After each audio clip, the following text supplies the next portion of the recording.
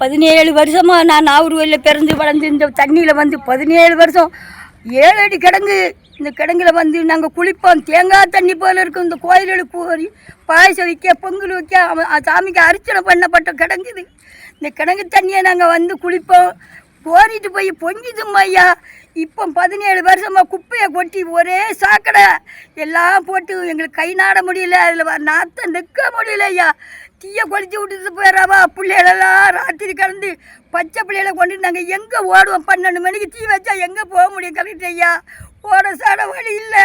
இந்த தண்ணி இருந்தாலும் இந்த தண்ணியை கோரி குளிப்போம் எல்லாம் செய்வோம்.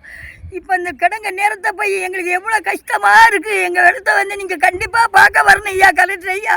நான் ஒரு வயசான மனுஷி கறந்துது ஐயா. உங்களுக்கு இறக்க வரட்டு ஐயா. கறந்துதே. நான் என் மக்களெல்லாம் அன்றைக்கி தீ வச்சு நாங்கள் ஓடுனதை பார்த்தா என்ன போட்டு ஓட்டவா. நான் கீழே ரோட்டில் படுத்துக்கிட்டேன் ஐயா. என்னால் ஓட கிடையாது. எங்களுக்கு இந்த குப்பையை மாற்றி எங்களுக்கு இருந்து போல சுத்தமான தண்ணி எங்களுக்கு கண்டிப்பாக வரணும் ஐயா. எங்களுக்கு தரணும். நீங்கள் இருக்க ஆட்சியில் எங்களுக்கு கண்டிப்பாக வரணும் கலெக்டர் ஐயா.